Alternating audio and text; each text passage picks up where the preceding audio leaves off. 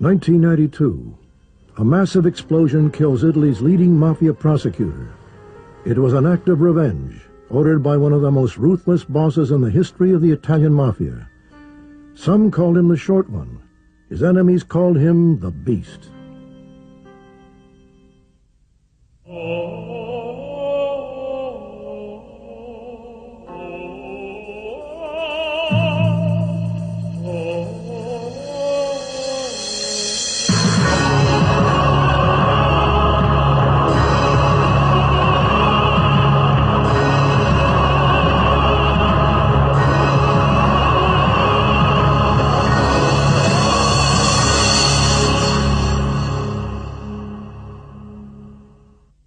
The rise and fall of Salvatore Totò Riina is a story of the most dramatic period in the history of Italian organized crime. Though the Sicilian Mafia is only one of several criminal syndicates in Italy, under Riina's guidance it achieved a position of unprecedented power and subverted the highest levels of the Italian government. He erased Mafia traditions and destroyed the code of silence as he brought the Sicilian Mafia onto the world stage. But his bloody quest for power bared one unplanned consequence: the most effective mafia prosecution in history. Totò Riina's story began in the small town of Corleone, a poor farm town less than an hour's drive from Palermo. The origins of both Riina and the Mafia are found here in the hard, desperate life of rural Sicily. Historically, if you're looking at the roots of the Mafia in Sicily and in Italy, you can trace it back to really the history of this country being overrun by a whole bunch of different cultures: the French, the Spanish, Phoenicians. There's never been much of a law enforcement apparatus on the island. It's very rural. In fact, it's very much like a feudal system. And this is where the Mafia came from. In fact, many countries that have an organized crime tradition had feudal roots initially in its historical origins. In Sicily, almost all the land was owned by a small number of landowners, and most of the population were impoverished peasants who didn't own any land.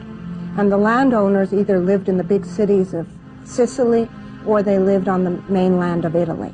And they're managers of these estates who used force and began to run these estates in the absence of the landlords are the origins of the Mafia. Riina understood violence from a young age. It has been reported that Riina's fate was sealed in 1945 at the age of 15. During an evening out with friends, he argued with another boy, settling the dispute by shooting him in the leg and leaving him to bleed to death. He spent the next several years in prison, and when he was freed he discovered that he had earned acceptance in a new future with the Corleonese Mafia in the emerging world of post-war Italy. His timing couldn't have been better. World War II. The invasion of Italy was underway, and Mussolini's fascist dictatorship was under siege. Mafia collaboration helped ease the Allied forces move through Sicily. Persecuted under Mussolini's regime, the Mafia prepared for a better future. When the Allied forces occupied Sicily, the Allies were particularly concerned to put people in power who could restore order, who were not associated with fascism and were not associated with communism. They actually installed many Mafia figures in positions of power in towns around Sicily. It's not clear if they did so intentionally or not, or if the Mafia was particularly shrewd in exploiting a new power vacuum in order to return to power.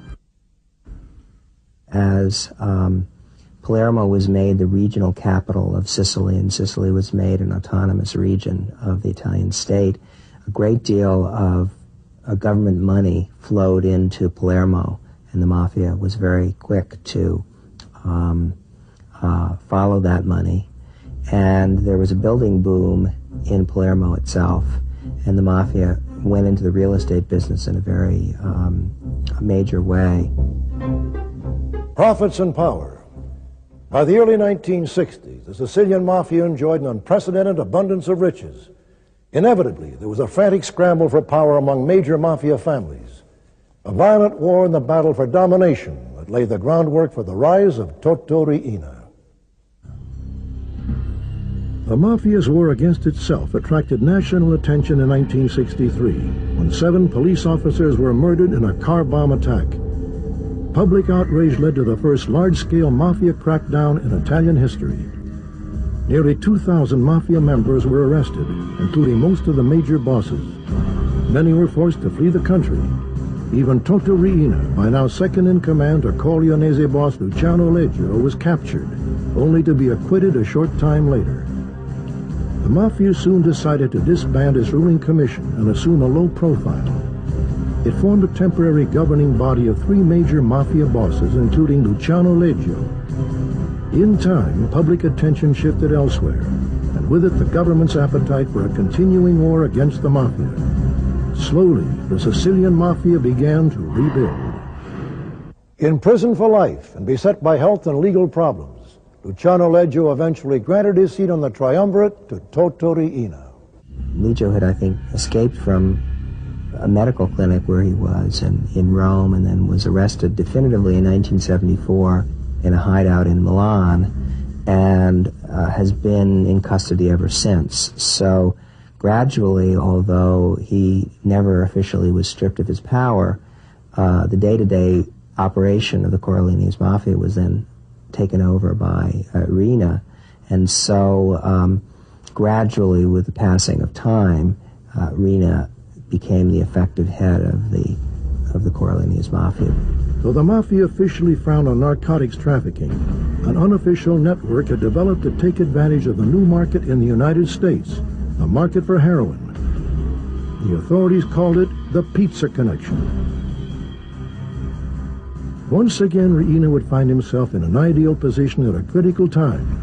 The Pizza Connection case came to light because of our relationship with the Italian law enforcement agencies and our determination that some of the people that we were identifying, along with DEA, as being involved in heroin traffic in the United States did not really belong to any of the American organized crime groups, but in fact could be traced back to the homeland, largely to Sicily and to southern Italy. And we started to develop this intelligence that they were not part of La Cosa Nostra, but were a separate entity functioning in the United States, and sometimes without even the sanction or approval of the American La Cosa Nostra. So we found it to be largely an independent element that had moved into the United States because of the very lucrative drug trade here and was operating here autonomously by and large.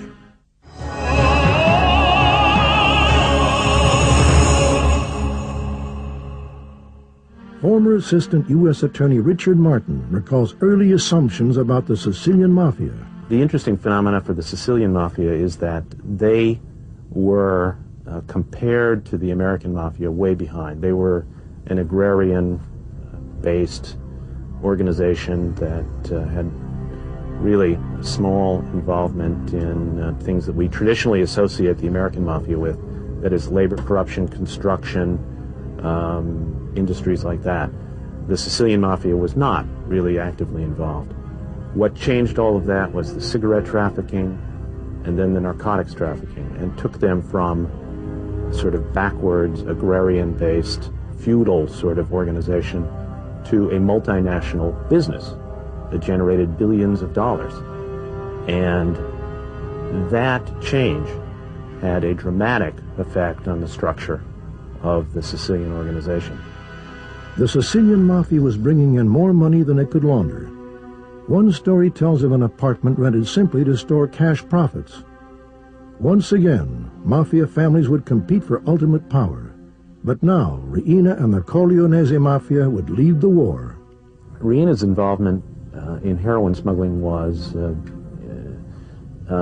not direct.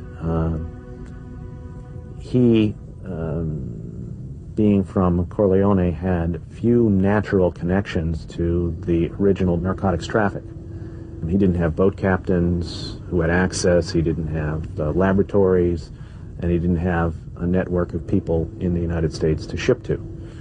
What he did was to take over those families that had those connections and to substitute his own people or to force people who had those connections into his ambit by killing off their bosses and putting in their place his lieutenants. Therefore, he got control of a business that was not naturally one within his territory. And by the end of 1981 or 1982, when the pizza connection was really at its height, it was Riina who was controlling the Sicilian Mafia. Riina consolidated his power in various ways. First, by trying to undermine and isolate certain of the more powerful bosses in Palermo, whom he regarded as his principal rivals, through kidnappings that were unauthorized, kidnapping people who were supposed to be under the protection of other bosses, by killing law enforcement people without the authorization of the commission in ways that irritated and in some cases humiliated other bosses, and by cultivating economic relations with people inside of other families and fomenting discord between the different families. Who was this man who placed so much fear into so many people? The truth about Salvatore Riina is much more complicated and much more chilling than the commercial movie images of godfathers and mafia dons.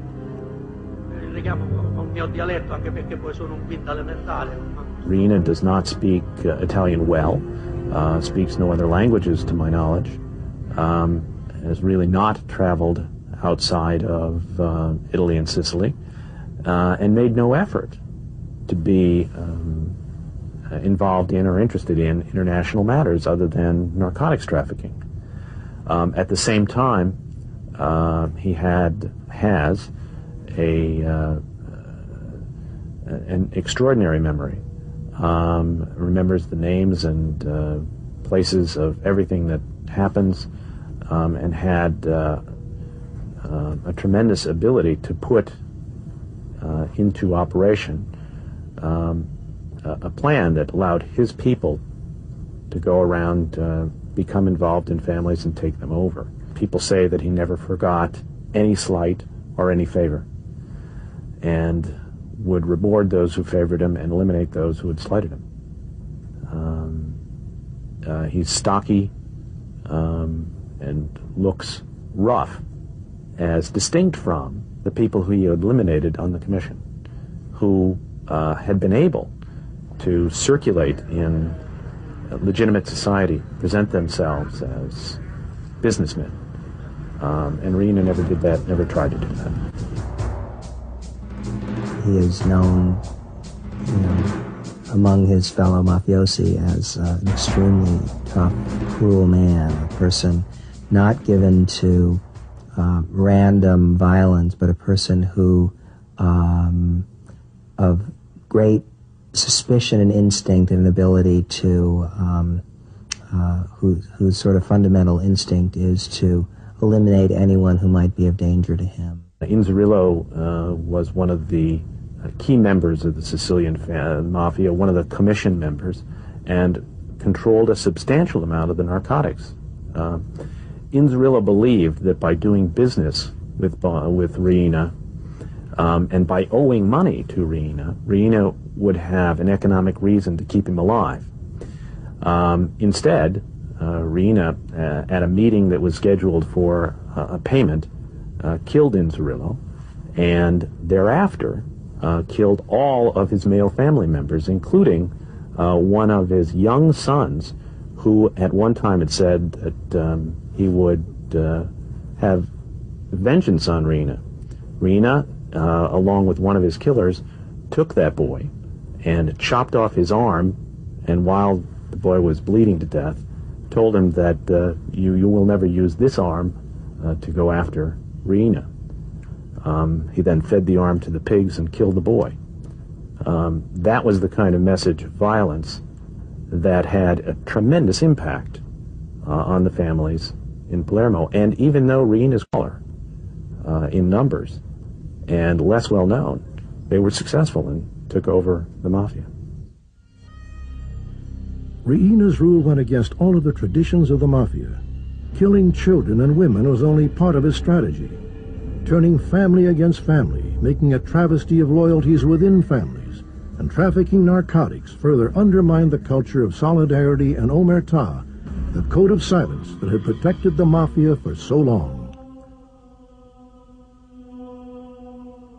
Though the origins of the Sicilian Mafia are lost in history, many historians suggest that the fierce blood ties that characterize the Mafia were forged through the many invasions Sicily suffered for hundreds of years. Secret societies formed to maintain a resistance and a measure of control over their homeland.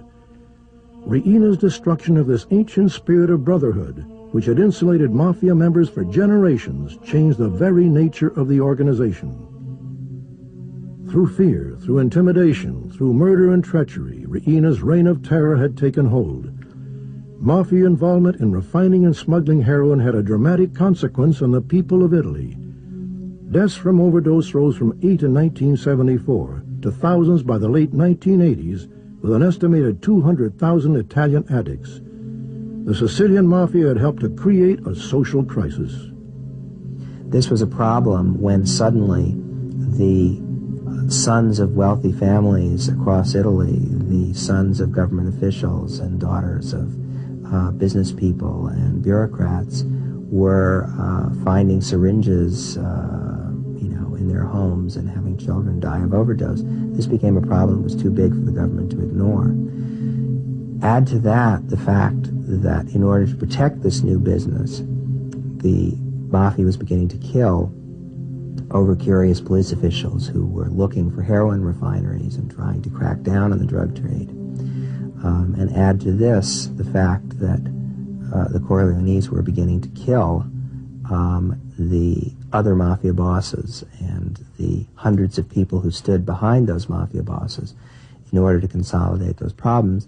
And suddenly you begin to have an awareness in Italy that this problem is much bigger than you ever imagined.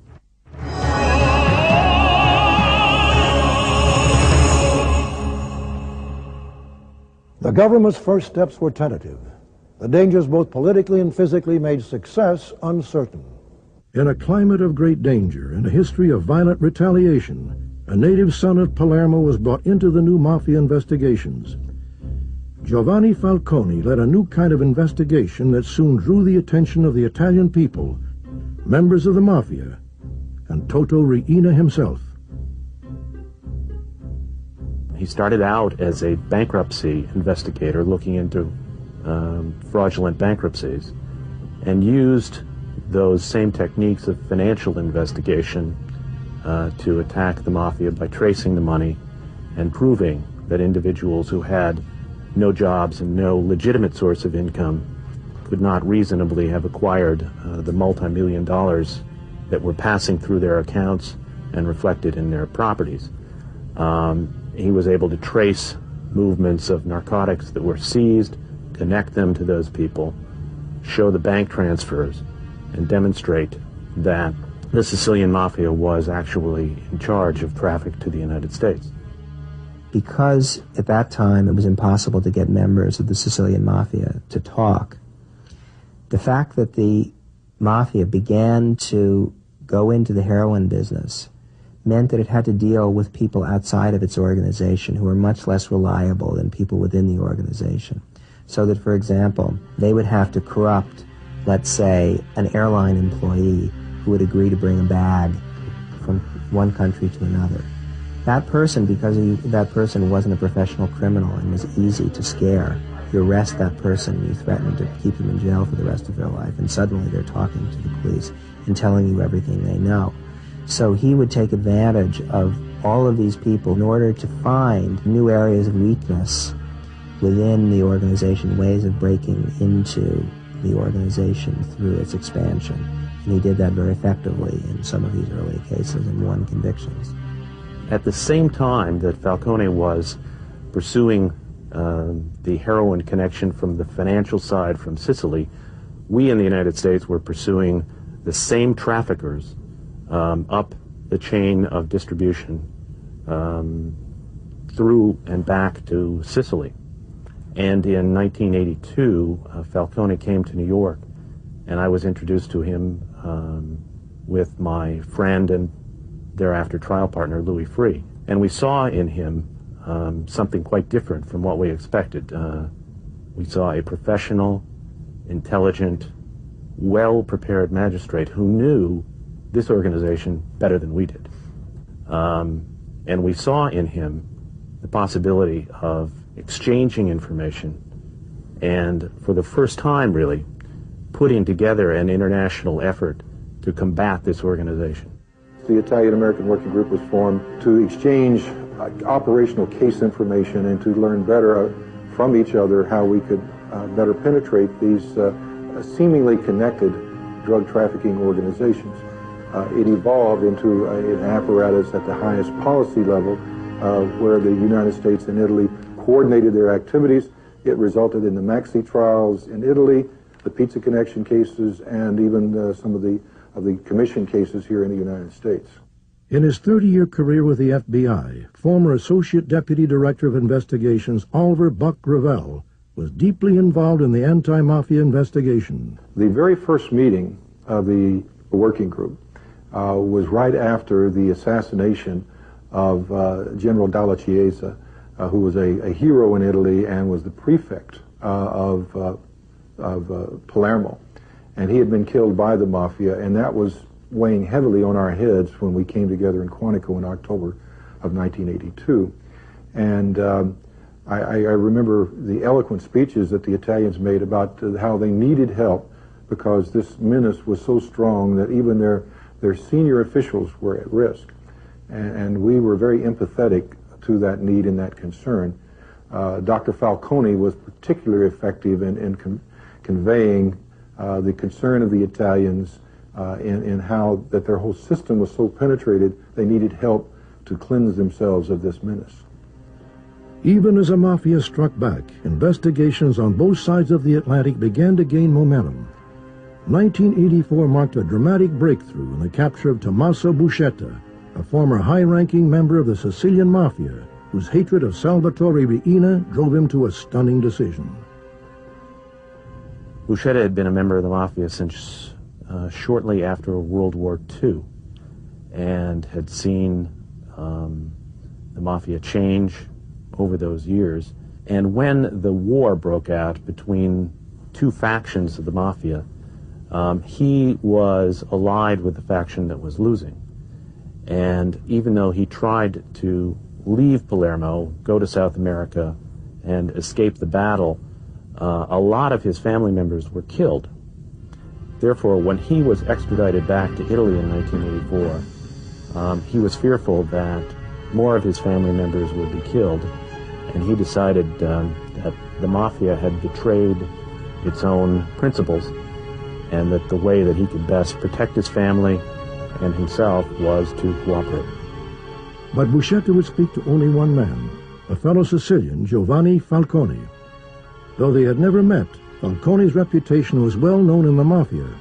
He was a man who wouldn't quit. He was a man who would finish the job. What happened when the two of these people got together was that they saw in each other, one, the information that could destroy the Mafia, and the other, a person who was capable of mounting the attack. And they treated each other with great respect, and I think had a good understanding each of the other. Certainly Falcone never excused Buscetta's conduct, but treated Buscetta with understanding and thoughtfulness, and gave all of the serious attention to what he said that it deserved.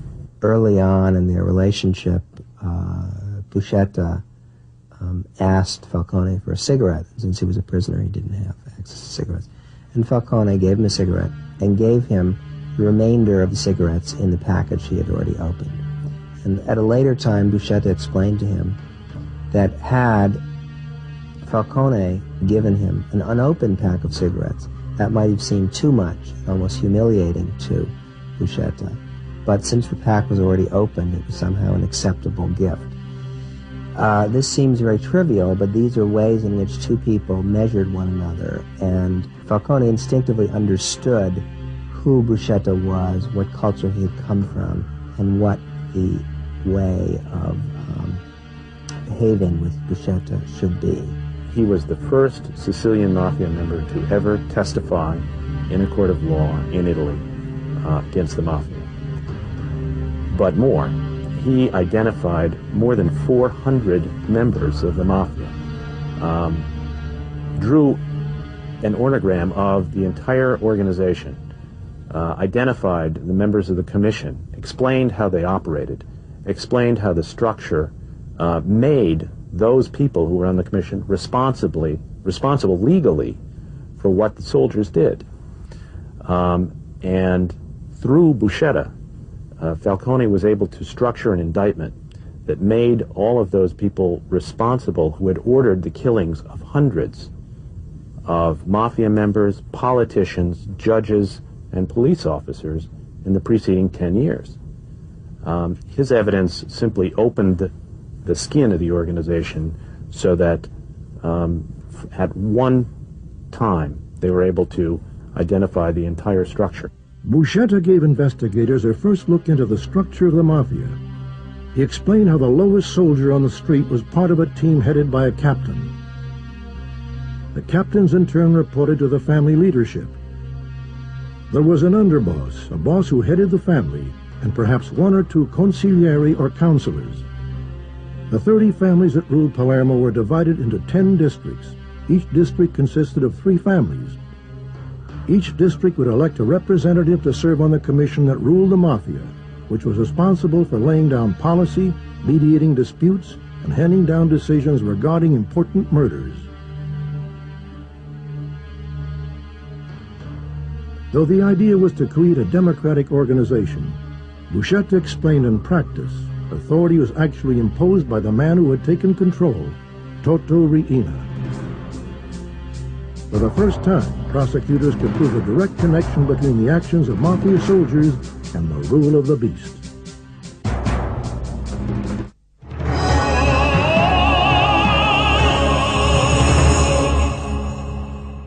Buscetta's confessions drove a vast new crackdown on the Sicilian Mafia, leading to the arrest of hundreds of Mafia members. Some would follow his example and become government witnesses. Law enforcement's grasp tightened as Italy prepared for a trial of unprecedented proportions. Visiting Palermo at the time of the Maxi trial was looking at a city under siege.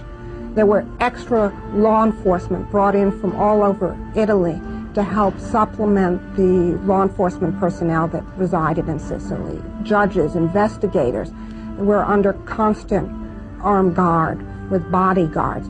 You could go and see the streets, could see a street where a judge lived because the whole street was closed off. But Salvatore Riina wasn't concerned. The government's efforts had been defeated before. He certainly would be defeated again.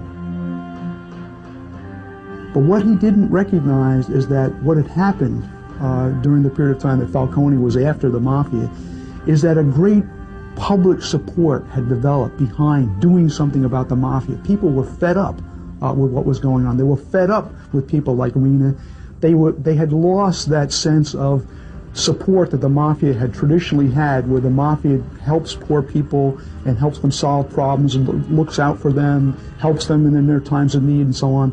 The Mafia was not being seen that way. The Mafia was being seen as a predatory organization, and that the only people being helped were those themselves and perhaps some of the highest level people in the Italian government. Government resources poured into Palermo as prosecutors prepared to undertake perhaps the largest trial in Italian history. A fortified stadium-like courthouse was built to protect participants. Tanks and army troops surrounded the perimeter. The prosecutor's office was provided with all the support it needed to make certain the trial would move. If planes were needed to take prosecutors from Palermo to Brussels, or from Palermo to Thailand, or Palermo to New York, the plane was there. These people now had 24-hour security around them. There was a helicopter that was surveying the streets of Palermo on the routes that Falcone would travel to and from his home. There was a sense that these people were too well protected to be assassinated, and therefore all of this created the atmosphere that encouraged people to talk, and that allowed these people to work undisturbed and be able to bring the trial off. They had cages built for the defendants, they had glass booths, they had hundreds of guards. It was just a tremendously secure situation to try these Mafia members. And the Mafia members throughout the trial would spit at the authorities and yell obscenities, and in one case one of them actually stapled his lips together to show he would not break the code of omerta, the code of silence. But it was a tremendously successful government attack on organized crime, and much of it was because of Thomas Buscetta. A lot of the information that came out of this also linked government and industrial figures in Italy to the Mafia, so it was a turning point. The 1987 Maxi trial would prove to be a major victory. Of the 450 defendants, over 300 were convicted. Riina, though a fugitive since shortly after being freed from prison in 1969, was convicted in absentia and shared the sentence of many leading Mafia bosses, life in prison. What had seemed impossible only a few short years before was now a reality.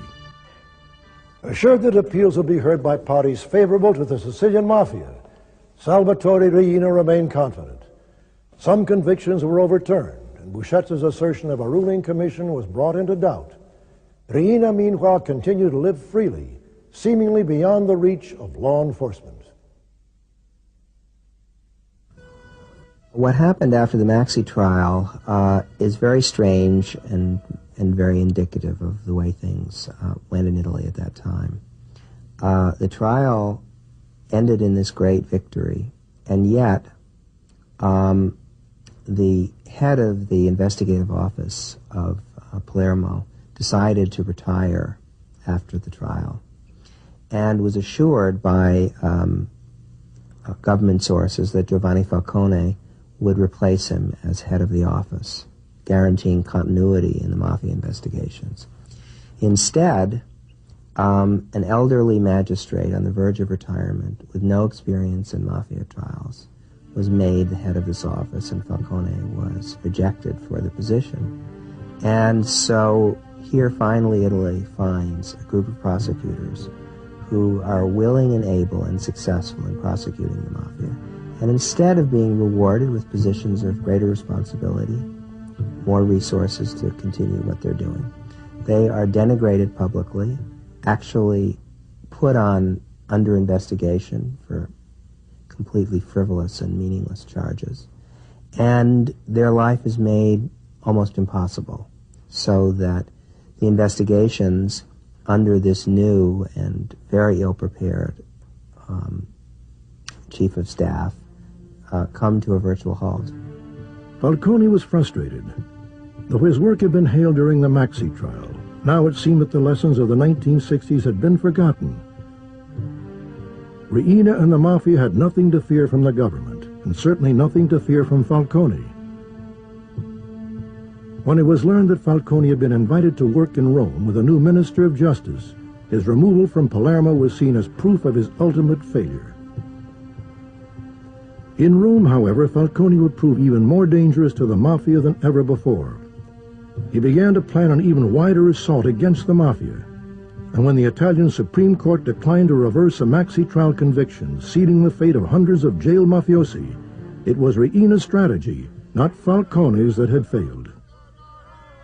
Mafia members were furious and became like a kind of wounded beast after the convictions. They were furious at their friends in power whom they felt had let them down. And they were determined to make them pay. Riina began his new campaign of violence with the murder of Salvatore Lima in March 1992. The most powerful politician in Sicily, and one of the Mafia's closest friends in government. It was Riina's warning to the Christian Democratic Party, whose policy of peaceful coexistence with the Mafia was now politically unworkable. They had refused to protect the Mafia at the time of its most important trial.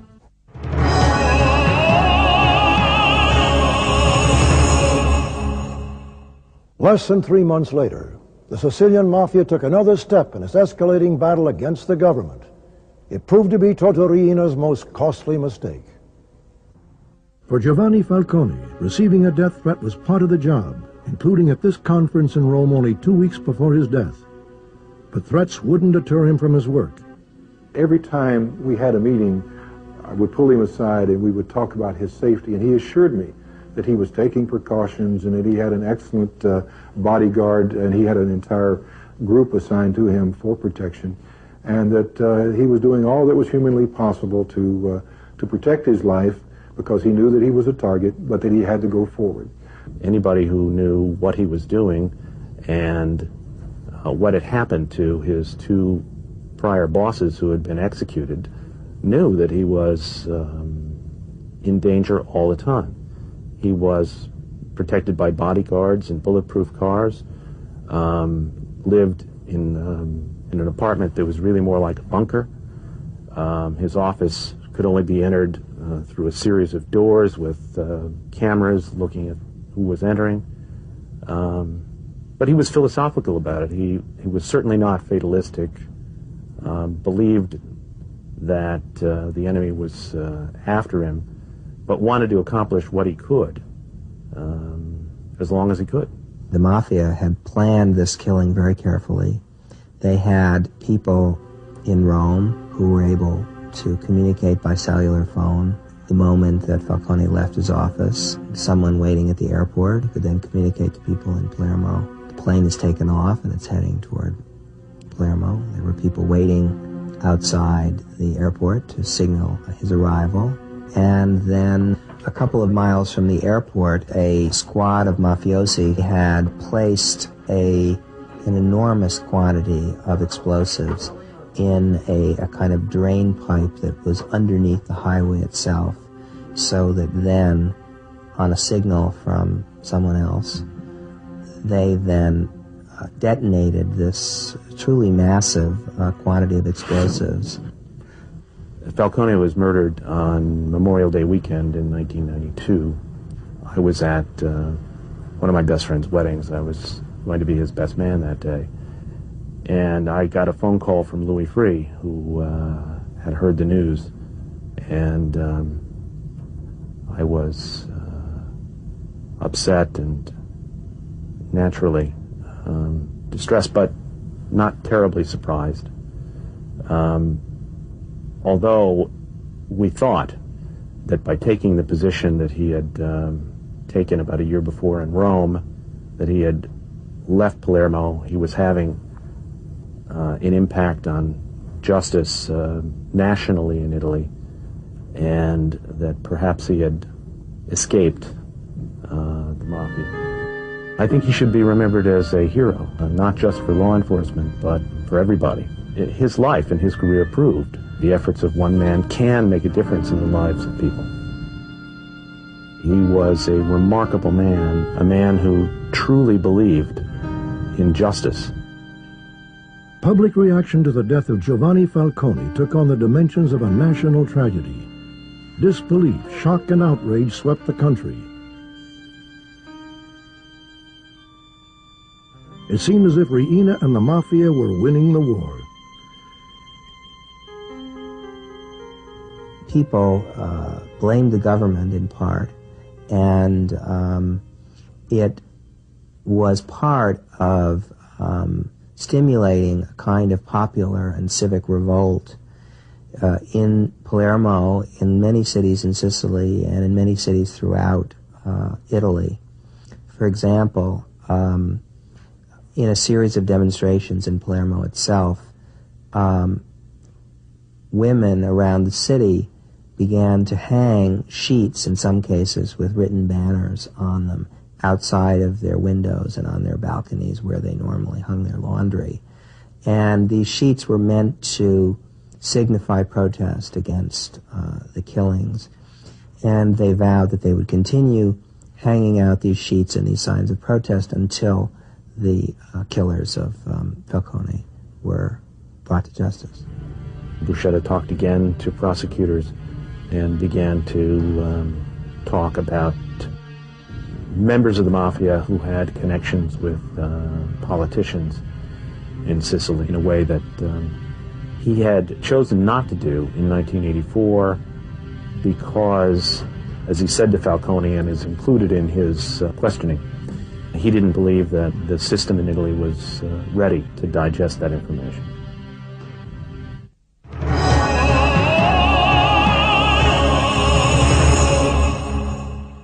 Buscetta's new revelations were astounding, reaching through Parliament and implicating the office of seven-term Prime Minister Andreotti.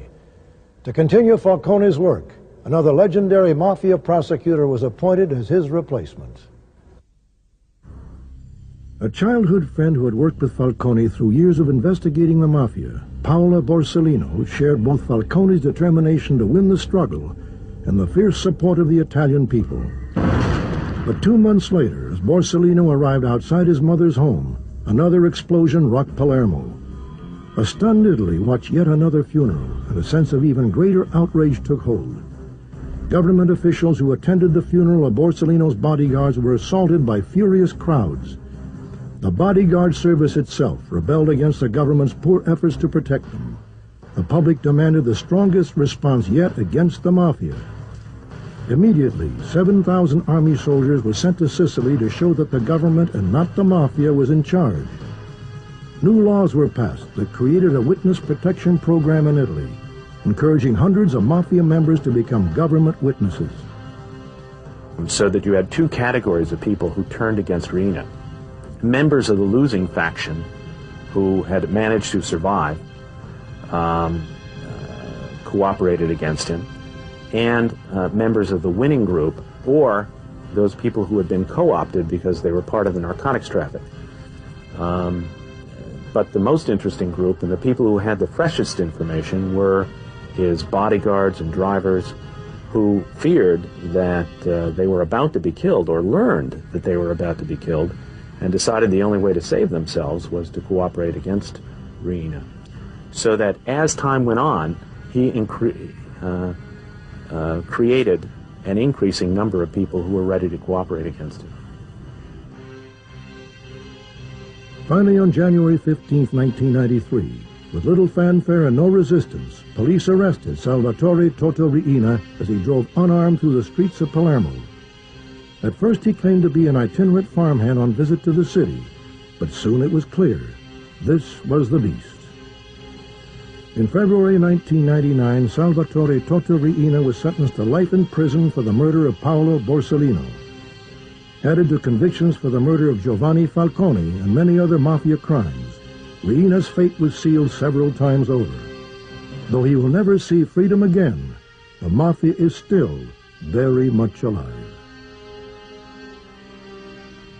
As we move into the late 20th century, the Mafia really is in a bit of disarray, not only in Sicily, but in America and other areas that have been basically sources of power.